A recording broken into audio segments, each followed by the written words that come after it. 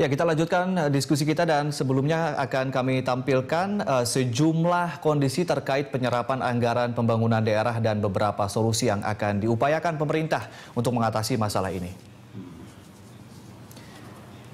Sebelumnya Menteri Dalam Negeri Bapak Cahyokumolo menyatakan bahwa penyerapan anggaran pembangunan daerah per 30 Juni 2015 baru mencapai 25,92%. Sementara dampaknya, seperti dinyatakan Menteri Keuangan Bambang Brojonegoro bahwa hingga Juni lalu terdapat Rp273,5 triliun dana transfer daerah yang masih disimpan di perbankan daerah dan belum dibelanjakan untuk pembangunan. Untuk itu pemerintah yakni Departemen Keuangan seperti diungkap Wakil Menteri Keuangan Mardiasmo bahwa pemerintah menyiapkan sejumlah sanksi bagi pemerintah daerah yang serapan anggarannya rendah. Sanksi yang tengah dirumuskan itu berupa pemotongan dana transfer daerah. Sementara berikut adalah sejumlah langkah yang akan ditempuh pemerintah pusat guna memacu percepatan penyerapan anggaran pembangunan daerah. Di antaranya pertama akan diterbitkan peraturan Presiden Perpres tentang percepatan penyerapan anggaran daerah. Kedua akan diberlakukan pemberian sanksi berupa pengurangan dana transfer daerah bagi daerah yang penyerapan anggarannya rendah. Dan ketiga akan dibentuk tim pengawalan pengamanan pemerintah dan pembangunan daerah TP4D dari Kejaksaan Agung.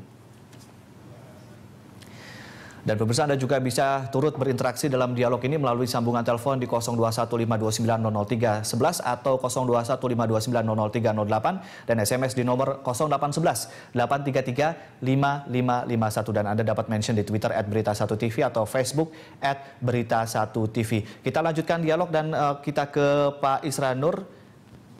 Pak Isranur, tadi saya sempat menyebutkan sejumlah rencana kebijakan ke depan, diantaranya akan ada reward and punishment. Jadi kalau penyerapan daerahnya minim di suatu daerah, maka dana transfernya akan dikurangin. Lalu juga akan ada nanti perpres dari peraturan dari Presiden. Tanggapan Anda, Pak Isranur?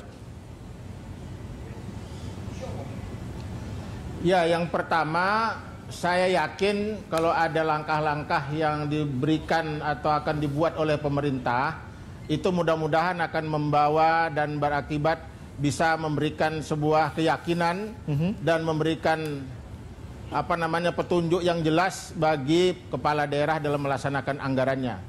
Tetapi kalau misalnya tadi bahwa ada reward and punishment, itu saya kira dalam hal kalau sepanjang sistemnya belum diperbaiki, perencanaannya dikatakan seperti tadi oleh Pak Robert, ini tidak diperbaiki. Sebenarnya di daerah itu bukan kekurangan sumber daya dalam perencanaan, karena selama ini memang justru di perencanaan itu yang kadang-kadang berubah. Misalnya ada anggaran dalam bentuk dak-dak dan sebagainya.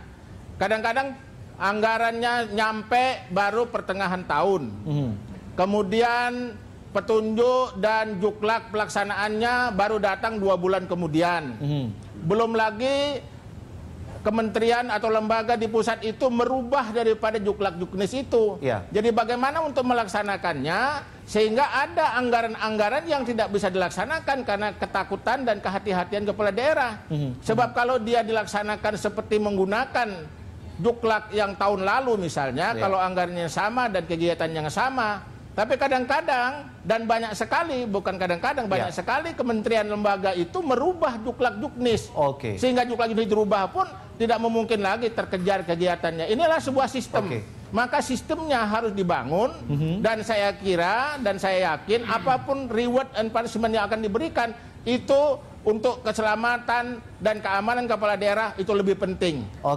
Pak Isranur, pernahkah Anda mengalami, mungkin ada satu pengalaman ketika ada satu anggaran begitu tiba-tiba juklak atau juknisnya juga berubah, lalu kemudian apa yang waktu itu Anda lakukan? Mungkin bisa sharing di sini, Pak, karena masyarakat Indonesia taunya wah ini penyerapan anggaran tidak baik, padahal ini uang rakyat diendapkan di bank, jangan-jangan diambilkan bunganya oleh Pemda. Itu mungkin bisa dijelaskan, Pak?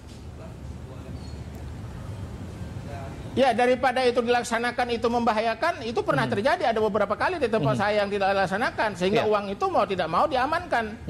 Dan itu lebih aman daripada dia ditaruh di kasnya misalnya di kantor, lebih bagus ditaruh di bank.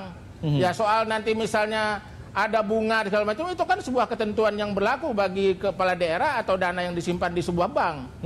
Jadi tidak ada masalah, itu kejadian itu sering sekali, dan itu semua kawan-kawan di berbagai daerah lainnya, bupati dan wali kota, terjadi seperti itu. Ada perubahan-perubahan juklak juknis yang tidak bisa dilaksanakan karena waktunya sudah mepet dan mungkin lagi dilaksanakan. Itu yang terjadi. Oke, jadi masalah time frame anggaran, lalu juga tadi masalah sistem dan peraturan yang sering berubah. Ini ternyata menjebak begitu, Pak? Iya. Mungkin bisa dijelaskan atau mungkin ada temuan lain dari KPPUD, Pak? Betul. Nah, ini Pak Isran bicara soal sistem, ada juga problem ekonomi. Tadi ekonomi politik dan juga hukum. Problem ekonomi politik adalah problem ketika misalnya DPRD punya kepentingan yang besar. Titip anggaran. Itu juga jebakan. Oh iya, karena kan kemudian anggaran itu memang dibahas secara prosedural resmi ini. Tetapi orang tahu, terutama birokrat tahu bahwa ini sebenarnya dialokasikan untuk kepentingan dapilnya, kepentingan pribadi atau kelompok dan sebagainya, sehingga banyak juga birokrasi yang kemudian membiarkan tidak dibelanjakan. Baik, Pak Robert, kita harus break sejenak, nanti kita akan sambung lagi. Jadi intinya adalah ini juga selain masalah tadi ada masalah dari peraturan, tapi juga ada titipan-titipan kebijakan dari DPRD sehingga si pemimpin daerah kemudian mendingan dilakukan pembiaran, politik pembiaran. Dan pemirsa tetaplah bersama kami.